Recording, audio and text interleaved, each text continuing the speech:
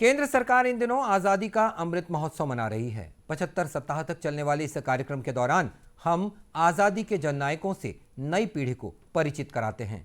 आजादी के सफर के आज की कड़ी में हम बात कर रहे हैं द इंडियन एसोसिएशन के पहले राष्ट्रीय सम्मेलन और प्रख्यात हिंदी कवि सुमित्रा नंदन पंत के बारे में। द इंडियन एसोसिएशन संगठन का पहला राष्ट्रीय स्तर का सम्मेलन कोलकाता में 28 और 30 दिसंबर 1883 के बीच आयोजित किया गया था।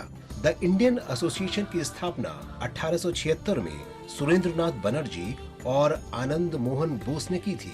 1885 में भारतीय राष्ट्रीय कांग्रेस के गठन से पहले ये सबसे महत्वपूर्ण राष्ट्रवादी संगठन था। इंडियन एसोसिएशन के पहले सत्र की अध्यक्षता बंगाल सामाजिक सुधार आंदोलन के अनुभवी नेता रामतनु लाहिरी ने की थी। सत्र के दौरान जिन मुद्दों पर चर्चा हुई उनमें स्वशासन, शिक्षा, न्यायपालिका को कार्यकारी कार्यों से अलग करना और सार्वजनिक सेवा में भारतीयों को अधिक रोजगार देना शामिल था। इंडियन एसोसिएशन का उद्देश्य लोगों की राजनीतिक, बौद्धिक और भौतिक उन्नति को बढ़ावा देना था। इसने सामान्य राजनीतिक हितों और आकांक्षाओं के आधार पर भारत के लोगों की एकता और सांप्रदायिक सद्भाव को बढ़ावा देने और उस समय के महान जन आंदोलन में जनता को शामिल करने की हिमायत की। दिसंबर 1886 में इंडियन एसोसिएशन ने कांग्रेस के साथ विलय का फैसला किया। 28 दिसंबर 1885 को भारतीय राष्ट्रीय कांग्रेस का पहला अधिवेशन बम्बई में 72 प्रतिनिधियों के साथ आयोजित किया गया था।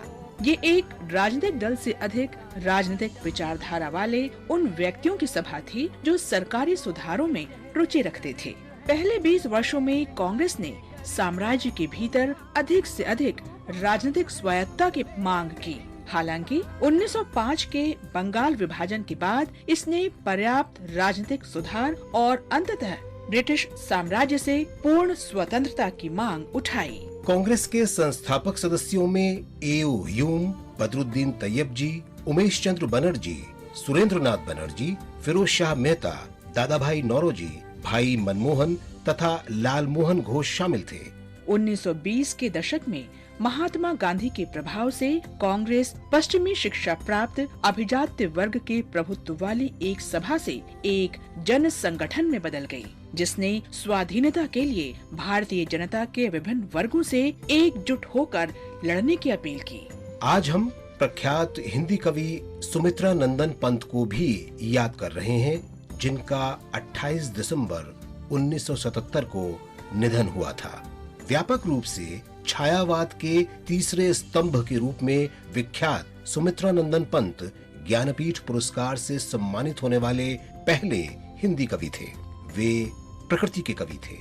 सुमित्रा नंदन पंत महात्मा गांधी, रविंद्रनाथ टैगोर और अरबिंदो घोष से बहुत प्रभावित थे। अपने ज्ञानपीठ पुरस्कार विजेता संग्रह चिदंबरा से गांधी जी को श्रद्धांजलि में उन्होंने कहा, बापू तुमसे सुन आत्मा का तेज राशि आवाहन, हंस उठते हैं रोम हर से पुलकित होते प्राण, नहीं जानता युग विवर्त में होगा कितना जन क्षय, पर मनुष्य को सत्य अहिंसा इष्ट रहेंगे निश्चय। 1960 में पंत को साहित्य अकादमी पुरस्कार मिला।